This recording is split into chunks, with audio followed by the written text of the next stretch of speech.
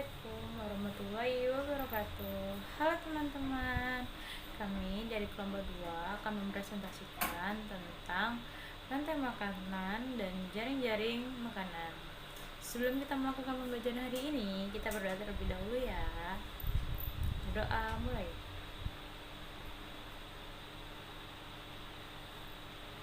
Berdoa selesai. Kompetensi dasar hasil pengamatan rantai makanan dan jaring-jaring makanan makhluk hidup di lingkungan sekitar. Indikator menjelaskan 1. Pengertian rantai makanan. 2. Menjelaskan pengertian jaring-jaring makanan. 3. Memberi contoh jaring-jaring makanan dan rantai makanan. Kompetensi inti 1. Menerima, menjalankan dan menghargai ajaran agama yang dianutnya. 2. Menunjukkan perilaku jujur, disiplin, dan santun, percaya diri, peduli, dan bertanggung jawab dalam berinteraksi dengan keluarga, teman, guru, tetangga, dan negara. Yang ketiga, memahami pengetahuan faktual, konseptual, prejudisial, dan aktivitas pada tingkat dasar negara. Cara mengamati, mananya mencoba berdasarkan rasa ingin tahu tentang dirinya, makhluk ciptaan Tuhan, dan kegiatan dan benda-benda yang dijumpainya di rumah sekolah dan tempat bermain. 4. Menunjukkan keterampilan berpikir dan bertindak kreatif, produktif, mandiri, kolaboratif, dan komunikatif dalam bahasa yang jelas, sistematis, logis, dan kritis, dalam karya yang estetis, dalam gerakan yang mencerminkan anak sehat, dan tindakan yang mencerminkan perilaku anak sesuai dengan tahap perkembangannya. Rantai makanan. Ada yang tahu anak-anak rantai makanan itu apa? Ya, rantai makanan kurang lebih seperti itu. Jadi, rantai makanan adalah suatu proses atau peristiwa makan dan dimakan antara sesama makhluk hidup dengan urutan-urutan tertentu. Dalam suatu rantai makanan, terdapat makhluk hidup yang berperan sebagai produsen, konsumen, dan dekomposer atau pengurai. Setiap tingkat dari rantai makanan dalam sebuah ekosistem disebut juga dengan tingkat trofik. Nah, berikut adalah contoh rantai makanan. Yang pertama ada rumput. Rumput sebagai produsen. Rumput dimakan belalang. Belalang sebagai konsumen 1. Kemudian belalang dimakan katak. Katak sebagai konsumen 2. Kemudian katak dimakan ular. Ular sebagai konsumen 3. Kemudian ular dimakan oleh elang. Elang sebagai konsumen 4. Kemudian elang mati diuraikan oleh jamur. Nah, jamur ini disebut dengan dekomposer atau penguraian. Jadi ini merupakan contoh suatu rantai makanan. Nah, selain rantai makanan juga ada jaring-jaring makanan. Apa sih jaring-jaring makanan itu? Apa ada yang tahu anak-anak?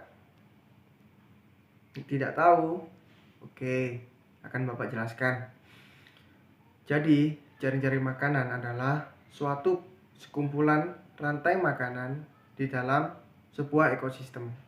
Jadi, seperti contoh di belakang, ini adalah suatu ekosistem. Nah, di dalam ekosistem ini terdapat beberapa rantai makanan di dalamnya. Rantai makanan yang pertama, bunga. Bunga dimakan oleh ulat. Kemudian ulat dimakan oleh burung pipit. Burung pipit dimakan oleh elang. Rantai makanan yang kedua, sawi. Sawi dimakan oleh belalang. Kemudian belalang dimakan oleh burung pipit. Dan burung pipit dimakan oleh elang.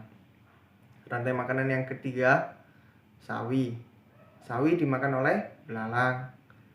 Belalang dimakan oleh katak. Kemudian katak dimakan oleh elang.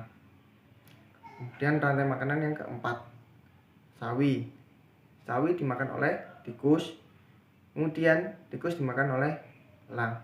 Nah, jadi di dalam sebuah ekosistem di atas ini terdapat 4 rantai makanan seperti yang telah Bapak jelaskan tadi.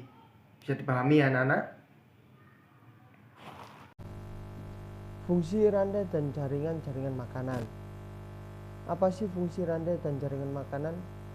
Fungsinya yaitu yang pertama, menjaga kestabilan ekosistem sehingga tidak terjadi kepunahan. Yang kedua, memudahkan manusia untuk mengetahui kategori atau golongan makhluk hidup.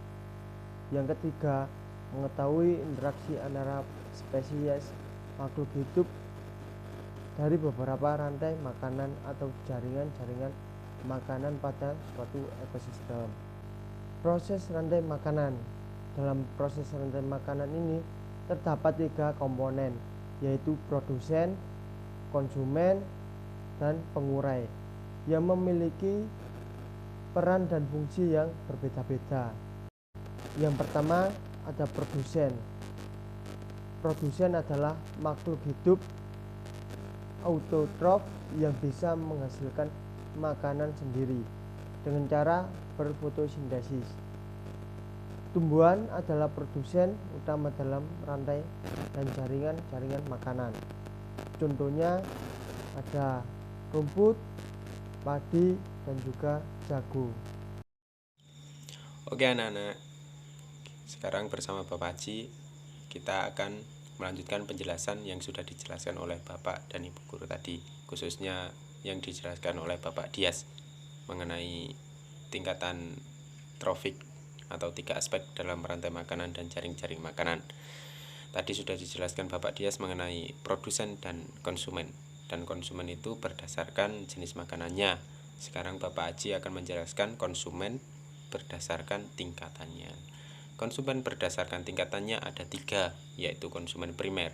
Konsumen primer yaitu pemakan tumbuhan atau konsumen yang memakan produsen. Contohnya adalah hewan herbivore dan omnivore, sebagian omnivore. Contoh hewannya adalah ayam, ulat, belalang, dan lain-lain. Yang kedua adalah konsumen sekunder atau konsumen tingkat 2. Konsumen ini adalah pemakan konsumen primer atau pemakan konsumen primer. Contoh hewan karnivora dan sebagian omnivora. Contoh hewannya adalah ayam, katak, dan rubah. Konsumen tersier atau konsumen puncak. Konsumen ini adalah konsumen yang paling dominan, pemakan konsumen tingkat 1 atau konsumen tingkat 2. Konsumen puncak adalah pemakan konsumen sekunder. Contoh sebagian karnivora dan omnivora. Contoh hewannya hiu, harimau, elang, dan lain-lain. Selanjutnya adalah decomposer atau pengurai. Decomposer atau pengurai adalah organisme yang bertugas merombak sisa-sisa organisme lain yang telah mati untuk mendapatkan makanan. Contoh organismenya adalah jamur dan bakteri.